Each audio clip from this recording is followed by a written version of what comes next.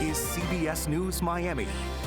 Good afternoon, and thank you for joining us. I'm Naja Sherman, and welcome to CBS News Miami's 4 p.m. Quickcast. Let's take a look at today's top stories. Off the top, a dangerous situation out of Hollywood. Police need your help to find a person wanted for arson. Let's get right to CBS News Miami's Peter Dench. He's at the scene with more details. Hollywood police tell us they need help finding an arsonist, and there's a reward of $5,000 in this case. Police say surveillance tape shows a man throwing a Molotov cocktail at the back of the Broadwalk restaurant early in the morning of Monday, June 24th, and it causes a small fire. Police have released a flyer showing the suspect in his car. One of the co-owners tells us that she is frightened and says this has never happened here before. She hopes the man will be caught. I feel horrible and scared and terrified. I'm really worried because I've been here for 22 years and never had an issue like this before. So we're really worried. There's a reward in this case. Again, if you call Broward Crime Stoppers at 954-493-TIPS. We'll have much more on this story coming up in just an hour. In Hollywood, Peter Dench, CBS News, Miami. Always alerting, always tracking. This is Next Weather. And taking a live look outside, heat is brutal today, and as we head towards the weekend, looks like that's going to hang on. Next Weather meteorologist Cindy Pressler tells us if we're going to get any showers to help cool us down. We could in spots, but boy, today that heat, it feels like it's on a whole different level, doesn't it? 95 degrees right now. That's the temperature in Miami. Wow, but it feels like it's 91 degrees now in Fort Lauderdale. So yes, we have gone well above where we should at this time of the year. Got a little bit of moisture in the air, so of course it's sticky, so that's why it feels so brutal out there. This is what we're looking for next. Near record heat, that's going to continue into tomorrow. A few cooling showers, but not widespread, unfortunately. Like to see a little bit more rain. Tracking the tropics, Debbie still alive out there. We got the latest on that, but that heat advisory is going to continue until 6 p.m. this evening for the Keys, hanging on until 7 p.m. this evening. There are a few showers heading down there, but again tomorrow we are expecting a high around 93 degrees. Record high is 95, so we're getting close to it. Record high on Friday is 98. We're expecting 93 degrees again. So these temperatures are just not going to drop a whole lot.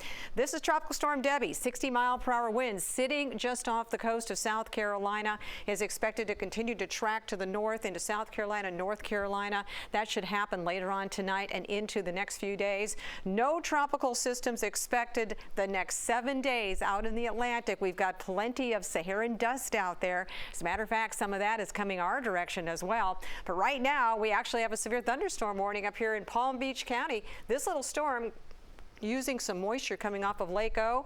This one moving southeast at 10 miles per hour could produce 50-60 mile per hour winds, but that's where they're going to stay. We've got a pinned sea breeze right along the east coast with a southwesterly wind.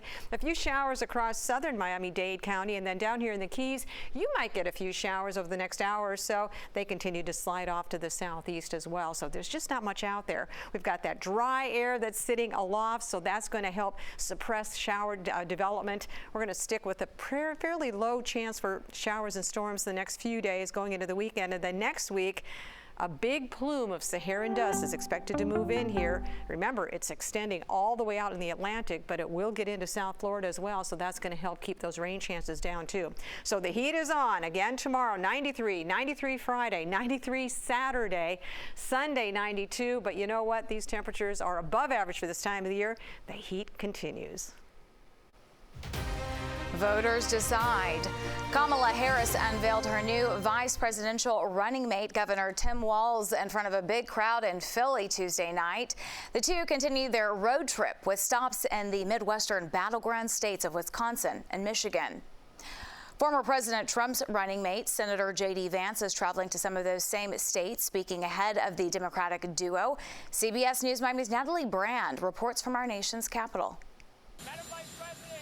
Vice President Kamala Harris is heading to the battleground states of Wisconsin and Michigan for her first full day of campaigning with new running mate, Minnesota Governor Tim Walz. Since the day that I announced my candidacy, I set out to find a partner who can help build this brighter future. The Midwestern governor introduced himself during their first rally Tuesday night in Pennsylvania. I worked across the aisle on veterans issues, on agriculture, and on ways to grow rural economies. I learned the art of compromise without compromising my values. Voters at that rally said they liked what they heard. I think he appeals to people because he has this sense of being like a trusting coach or father figure in your life. While Democrats in Pennsylvania seemed happy with the pick, former President Donald Trump also welcomed the choice. He's a very liberal man, and he's a shocking pick, and I'm thrilled. I could not be more thrilled. Trump's running mate, Senator JD Vance, is carrying that message that the Democratic ticket is too liberal to the same battleground states where Harris and Walz are campaigning today. This is a radical human being who comes from the far left wing of the Democrat Party. And what Kamala Harris is telling all of us by selecting Tim Walz is that she bends the knee to the far left of the Democrat Party. But Walz was picked in part for his moderate and independent voter appeal. He won 6 terms to Congress in a rural district that voted for Trump in 2016. Natalie Brand, CBS News, the White House. Broward County students head back to school on Monday. Today we saw how the newly installed metal detectors at high schools will work. Superintendent Howard Hepburn showed families what students should expect on their first day of class on Monday. He also went over what you can and can't bring with you and what items typically trigger the metal detector. CBS News Miami's Nakaya Carrero is working this story. Her report is coming up tonight at 5. Welcome back to CBS News Miami's 4 p.m. Quickcast. Debby continues to dump heavy rain. It is expected to get stronger, causing more problems along the East Coast. At least 6 deaths are blamed on this storm. It is expected to make a second landfall tomorrow. CBS News Miami's Christian Benavides reports from North Carolina. People in already waterlogged parts of South Carolina are bracing for a second visit from Debby. There's more to come, and I would just ask our residents to stay very attuned to the city website, to you guys, wherever they get their news and weather, to make sure they got that latest. The storm's deluge of rain flooded coastal communities in Florida, Georgia, and South Carolina. Before moving over the Atlantic Ocean, a second landfall is expected early Thursday, possibly near Myrtle Beach, South Carolina. In Moncks Corner, South Carolina, property damage was extensive after Debby spawned at least 2 tornadoes. While in Savannah, Georgia, crews have been rescuing stranded residents from flooded homes. Here in Lumberton, North Carolina, crews have reinforced this earth dam in anticipation of heavy rainfall. Back in 2016 and 2018, parts of the city were practically underwater after storms. 2.5 feet, about right here. Business owner William Locklear showed us how high the water from Hurricane Matthew reached in 2016. You hear a storm is coming. What are you thinking? I start panicking for one thing because I don't want to be out of my business. So we start getting prepared, getting sandbags and things like that. Debby's full impact is expected in North Carolina late Wednesday into Thursday. After that, people in Virginia and parts north can expect the same soggy dose of unrelenting rain, causing misery for thousands in the southeast. Christian Benavides, CBS News, Lumberton, North Carolina. Only on CBS News Miami, Lauderhill police are trying to shut down a convenience store. It is accused of illegally taking bets, among other crimes. Only our cameras were there Tuesday as police and code enforcement officers swarmed the 12th Street convenience store. They served the owner paperwork. It accuses the store of bookmaking and selling illegal contraband. City commissioners ordered the move. They revoked the owner's certificate and permission to do business. What we were presented with was a business that really wasn't operating as a convenience store. There was no product within the store. There seemed to be no things that you would see in a traditional convenience store. I don't know all that other activity goes on in there. If it is, take it off my block. The owner left without commenting. This crackdown is part of an aggressive initiative. It's to calm violence and crime around Lauderhill convenience stores. Abortions are on the rise in the United States. That's even after the restrictive Dobbs decision. Abortions are averaging nearly 99,000 per month in the first quarter of 2024. That's about 14% higher than during the same period last year.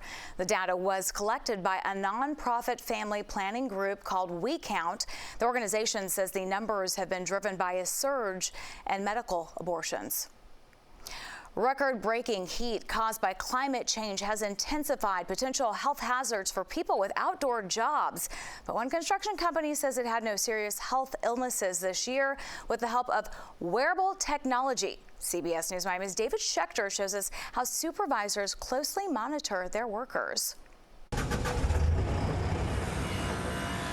First time I came to Dallas was June of 2008. In Ross Daly's homeland of Scotland, summer means 60-degree temperatures. Does being from Scotland give you a special appreciation for the risks of the heat here in Texas? Back home, if it got to this temperature, we'd be shutting the job sites down because it's too hot. As a construction safety officer, he uses technology to protect his workers from the heat.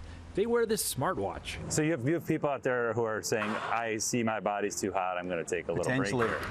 When a worker's body temperature rises above 100 degrees, the supervisor is alerted so they can help the worker avoid serious heat illness. And you really don't know you're coming down with heat illness until the symptoms come on. And at that point, it's kind of a little bit late. When it went off, it was a little scary to me because I didn't think anything was happening to me. Tyler Hughes learned intervention is critical as climate change makes working outdoors in the summer even hotter. My superintendent at the time and the safety guy there at the job site were like, hey, you need to take a break. I decided to go get myself checked out and see what was the deal. The deal was Hughes was experiencing heat exhaustion, and on top of that, doctors discovered an underlying heart condition. Since then, he's lost 50 pounds and he hasn't had a problem with the heat. Did you ever think that you'd be wearing this watch that would tell you what your core body temperature was and change your life? No, but after wearing it and learning about it more, I'm glad I made the choice to wear it. Wearing a solution for a workplace that keeps getting hotter. David Schechter, CBS News, McKinney, Texas. That's the CBS News Miami Quickcast. I'm Naja Sherman. Stay tuned for more news right here on CBS News Miami and have a great day.